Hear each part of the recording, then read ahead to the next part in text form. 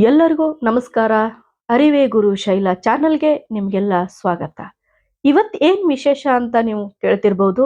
ಬನ್ನಿ ಎಲ್ಲರೂ ಸೇರಿ ನಾಗರಹೊಳೆಗೆ ಹೋಗಿ ನೋಡ್ಕೊಂಬರೋಣ. ನಾಗರಹೊಳೆ ಹುಲಿ ಸಂರಕ್ಷಿತ ಪ್ರದೇಶವನ್ನ ಇದರ ಹಿಂದೆ ಅಂದ್ರೆ ಮೊದಲು ರಾಜೀವ್ ಗಾಂಧಿ ರಾಷ್ಟ್ರೀಯ ಉದ್ಯಾನವನ ಅಂತ ಹೆಸರಿನಿಂದ ಇದನ್ನ ಕರಿತಾ ಇದ್ರು.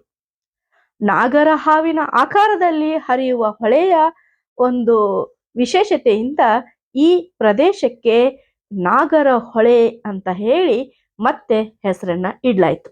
ನಾಗರಹೊಳೆ ಹುಲಿ ಸಂರಕ್ಷಿತ ಪ್ರದೇಶವು ಇಲ್ಲಿ ಮುಖ್ಯವಾಗಿ ಹುಲಿ ಆನೆಗಳಿಗೆ ಅತ್ಯಂತ ಸೂಕ್ತವಾದ ಒಂದು ಇರುವಂತ ಸ್ಥಳವಾಗಿದೆ. ಪಶ್ಚಿಮ ಘಟ್ಟದ ಸಾಲಿನಲ್ಲಿರುವಂತಹ ಬ್ರಹ್ಮಗಿರಿ ವನ್ಯಜೀವಿ ಅಭಯಾರಣ್ಯದಿಂದ ಆಗ್ನೇಯ ಭಾಗದಲ್ಲಿರುವಂತಹ ಬಂಡೀಪುರ ಹುಲಿ ಸಂರಕ್ಷಿತ ಪ್ರದೇಶದವರೆಗೆ ಸಂಪರ್ಕವನ್ನ ಕಲ್ಪಿಸಲಾಗಿದೆ. ಈ ನಾಗರಹೊಳೆಯು ಮೈಸೂರು ಮತ್ತು ಕೊಡಗು ಜಿಲ್ಲೆಯ ಪ್ರದೇಶದನ್ನ ಆವರಿಸಿಕೊಂಡಿದೆ. ಎಷ್ಟು ಅಂತಂದ್ರೆ 847.981 ಚದುರ್ ಕಿಲೋಮೀಟರ್ ವಿಸ್ತೀರ್ಣದಲ್ಲಿ ಇದು ಆವರಿಸಿಕೊಂಡಿದೆ. ಎಲ್ಲಿಂದ? ಮೈಸೂರು ಮತ್ತು ಕೊಡಗು ಜಿಲ್ಲೆಯ ಇಡೀ ಒಂದು ವಿಸ್ತೀರ್ಣವನ್ನದು ಒಳಗೊಂಡಿದೆ. ನಾಗರಹೊಳೆಯು ಕರ್ನಾಟಕದ ಪ್ರಮುಖ ಹುಲಿ ಸಂರಕ್ಷಿತ ಪ್ರದೇಶ ಅಂತಾನೆ ಪ್ರಸಿದ್ಧಿಯನ್ನ ಪಡೆದಿದೆ. ಹುಲಿ ಮತ್ತು ಆನೆಗಳ ಸಂರಕ್ಷಣೆಗೆ ಇದು ಹೆಸರನ್ನ ಪಡೆದಿದೆ. ಈ ಸಂರಕ್ಷಿತ ಪ್ರದೇಶದಲ್ಲಿ ಸಸ್ಯಾಹಾರಿ ಮಾಂಸಾಹಾರಿ ಪ್ರಾಣಿಗಳು ಹೆಚ್ಚಾಗಿದ್ದಾವೆ. ಅವುಗಳಂದ್ರೆ ಹುಲಿ, ಚಿರತೆ, ಕೆನ್ನಾಯಿ, ಕರಡಿ, ಏಷ್ಯಾದ ಆನೆ, ಕಾಟಿ, ಕಡವೆ, ಜಿಂಕೆ, ಚೌಸಿಂಗ, ಕಾಡು ಹಂದಿ, ಲಂಗೂರ್, ಇನ್ನೂ ಅನೇಕ ಪ್ರಾಣಿಗಳು ಇಲ್ಲಿ ಇದಾವೆ. ನಾಗರಹೊಳೆ ದಕ್ಷಿಣಕ್ಕೆ ಕೇರಳ ರಾಜ್ಯದ ವೈನಾಡ್ ವನ್ಯಜೀವಿ ಅಭಯಾರಣ್ಯ, ಆಗ್ನೇಯಕ್ಕೆ ಬಂಡೀಪುರ ಹುಲಿ ಸುರಕ್ಷಿತ ಪ್ರದೇಶದ ಗಡಿ ಭಾಗವನ್ನ ಹೊಂದಿದೆ. ಈ ಉದ್ಯಾನವನವು ಹೆಚ್ಚಿನ ಹಳ್ಳ ನದಿಗಳನ್ನ ಒಳಗೊಂಡಿದ್ದರಿಂದ ಕಬಿನಿ, ತಾರಕ ನದಿಗಳು ಉದ್ಯಾನವನದ ಪಶ್ಚಿಮ ಮತ್ತು ಆಗ್ನೇಯ ಭಾಗದಲ್ಲಿ ಹೆಚ್ಚಿನ ಜಲಪ್ರದೇಶವನ್ನ ಹೊಂದಿವೆ.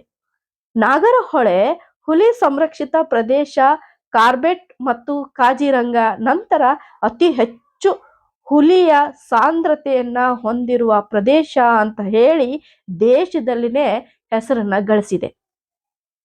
ಈ ಉದ್ಯಾನವನವು ಭೌಗೋಳಿಕವಾಗಿ ಅತ್ಯಂತ ಸುಂದರವಾಗಿದ್ದು ವಿಭಿನ್ನ ರೀತಿಯ ಜೀವ ವೈವಿಧ್ಯತೆ ಹಾಗೂ ಹಳ್ಳ ನದಿಗಳಿಂದ ಇದು ಕೂಡಿದೆ. ಇಲ್ಲಿನ ನಿಸರ್ಗದ ಸೊಬಗು ಭೇಟಿ ನೀಡಲು ಪ್ರವಾಸಿಗರ ಮನಸ್ಸನ್ನ, ಅವರ ಮನವನ್ನ ತಟ್ಟುತ್ತೆ, ಮನಸ್ಸನ್ನ ಗೆದ್ದೇ ಗೆಲ್ಲುತ್ತೆ. ಆ ತರ ಈ ನಿಸರ್ಗ ಸೌಂದರ್ಯ ಇದೆ ಅಂತಾನೆ ಹೇಳ್ಬೋದು. ನಾಗರಹೊಳೆ ಹುಲಿ ಸಂರಕ್ಷಿತ ಪ್ರದೇಶವು ವಿವಿಧ ಸಂತತಿಯ ಪಕ್ಷಿಗಳಿಗೆ ಕೂಡ ಆಶ್ರಯ ತಾಣ ಆಗಿದೆ. ಈ ಪ್ರದೇಶವು ಹವ್ಯಾಸಿ ಪಕ್ಷಿ ತಜ್ಞರನ್ನೂ ಕೂಡ ಆಕರ್ಷಣೆಯನ್ನ ಮಾಡುತ್ತದೆ.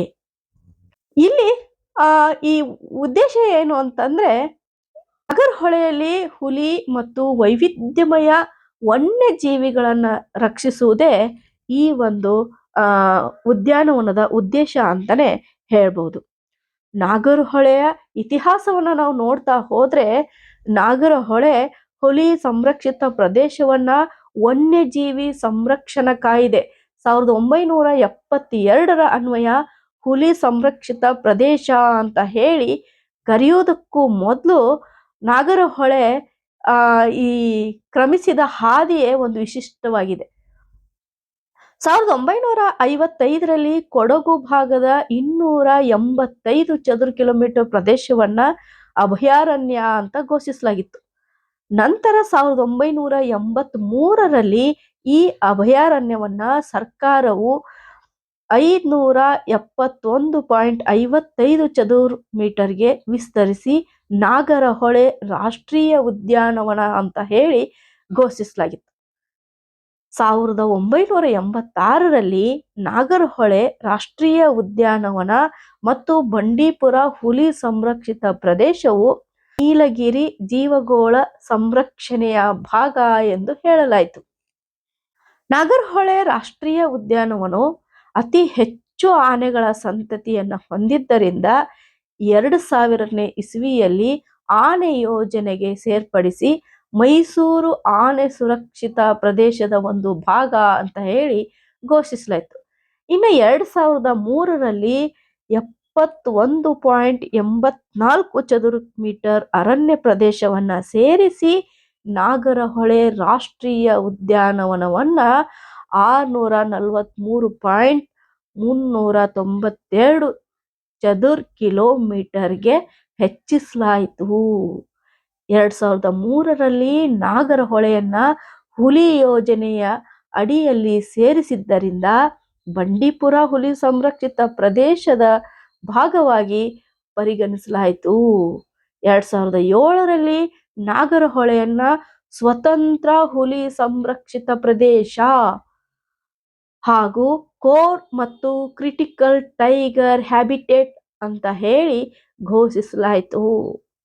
ಕರ್ನಾಟಕ ಸರ್ಕಾರವು 2012ರಲ್ಲಿ 204.589 ಚದುರ್ ಕಿಲೋಮೀಟರ್ ಪ್ರದೇಶವನ್ನ ಬಫರ್ ಪ್ರದೇಶ ಅಂದ್ರೆ ರಕ್ಷಿತ ಅರಣ್ಯ ಪ್ರದೇಶ ಅಂತ ಘೋಷಿಸಿ ನಾಗರಹೊಳೆ ಹುಲಿ ಸಂರಕ್ಷಿತ ಪ್ರದೇಶದ ವಿಸ್ತೀರ್ಣವನ್ನ 847.981 ಚದುರ್ ಕಿಲೋಮೀಟರ್ಗೆ ವಿಸ್ತರಿಸಲಾಯಿತು.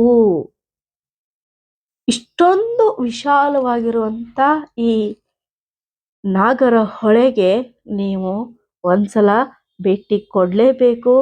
ಅಲ್ಲಿಯ ಪ್ರಕೃತಿ ಸೌಂದರ್ಯವನ್ನ ನೀವು ಸವಿಲೇಬೇಕು ಅಂತ ನಾನು ಕೇಳ್ಕೊತಾ ಇದ್ದೀನಿ. ಸಾಧ್ಯ ಆದರೆ ರಜೆಯಲ್ಲಿ ನಿಮ್ಮ ತಂದೆ ತಾಯಿಯ ಜೊತೆ ಒಂದ್ಸಲ ಹೋಗಿ ಬನ್ನಿ.